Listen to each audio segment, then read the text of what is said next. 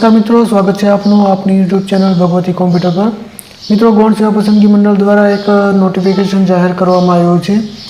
जे notification 27/6 रोज जाहिर करवामां आव्युं छे। नोटिफिकेशन छे ते रिफंड बाबतेनुं छे। अत्यार सुधी जे लोकोने परीक्षा आपेली होय ते विद्यार्थी केन्डिडेटने ते उम्मीदवारने फी रिफंड थवा बाबते घणी बधी विसंगतता हती, तो ते बाबते गौण सेवा पसंदगी मंडल द्वारा एक वेबसाइटनी लिंक अहींया आपेली छे। ते वेबसाइटना लिंक परथी તમે તમારો મર્ચન્ટ રેફરન્સ નંબર એટલે કે જે તમે ફીસ ભરી હોય તે ફીની રિસિપ્ટમાં મર્ચન્ટ રેફરન્સ નંબર અને ટ્રાન્ઝેક્શન ડેટ જે હોય તેના આધારે તમે તમારા રિફંડની પ્રોસેસ થઈ છે કે નહીં તે જાણી શકો છો।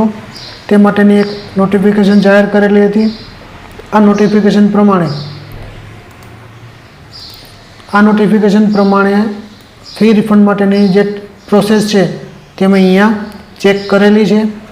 આ પ્રમાણેનું જે તમે ટ્રાન્ઝેક્શન કરેલું હોય છે તે ફી ભરેલી હોય છે તેની ડિટેલ અહીંયા બતાવે છે।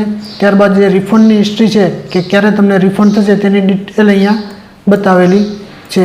તો ઘણા બધા વિદ્યાર્થી મિત્રોને પ્રોબ્લેમ થાય છે, એક કરતાં વધારે જ્યારે ફી ભરેલી હોય છે, એક કરતાં વધારે વ્યક્તિની જ્યારે ફી ભરેલી હોય છે એક જ એકાઉન્ટમાંથી, ત્યારે એ જોવાનું રહે છે કે કયા વ્યક્તિની ફી આવી છે અને કયા વ્યક્તિની ફી રિફંડ નથી મળી। તો તેના માટે એક સ્ટેટમેન્ટ મુજબ અહીંયા 31/5/2024 રોજ આ ઇન્ટરનેટ બેન્કિંગ દ્વારા રિફંડ થયેલું છે 400 રૂપિયા। અને જે અહીંયા રિફંડ સ્ટેટસ છે, રિફંડનું જે હિસ્ટ્રી સ્ટેટસ છે એમાં બતાવેલું છે 30 મે 2024 રોજ। પણ મિત્રો 1-2 દિવસનો ડિફરન્સ રહે છે, તે તો આપણને ગૌણ સેવા પસંદગી મંડળ દ્વારા જ જાણ કરવામાં આવેલી હતી કે જે સ્ટેટસ તારીખ બતાવેલી છે તે તારીખથી 1 અઠવાડિયા સુધીમાં તમારે ચેક કરવાનું રહેશે। હવે પ્રોબ્લેમ એ થાય છે કે ઘણા બધા વિદ્યાર્થીઓ એવા છે, કેન્ડિડેટ ઉમેદવાર એવા છે જેણે પોતાના ખાતામાંથી તેના મિત્રોના પણ ફી ભરેલી હશે।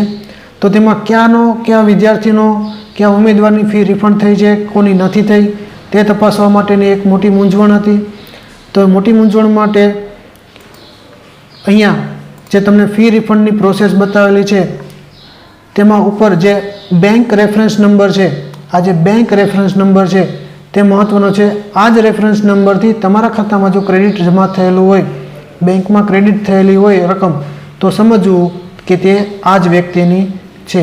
જેવી રીતે અહીંયા મારા બેંક એકાઉન્ટમાં INF એટલે કે ઇન્ટરનેટ બેન્કિંગ રિફંડ ઓફ આ જે રેફરન્સ નંબર છે, આ જ રેફરન્સ સેમ નંબર અહીંયા રિફંડની પ્રોસેસમાં પણ બેંક રેફરન્સ નંબરમાં બતાવે છે। મતલબ કે આ જે વ્યક્તિનું જે મેં ફીસ ભરેલી હતી તેનું રિફંડ મને મળી ચૂક્યું છે। આવી જ રીતે જો તમે કોઈ વિદ્યાર્થીનું તમારા એકાઉન્ટમાંથી ફી ભરેલી હોય તો રિફંડ ચેક કરવા માટે બેંક રેફરન્સ નંબર જે છે તેને ધ્યાને લેવો। વધુ માહિતી માટે ચેનલને સબસ્ક્રાઈબ કરો।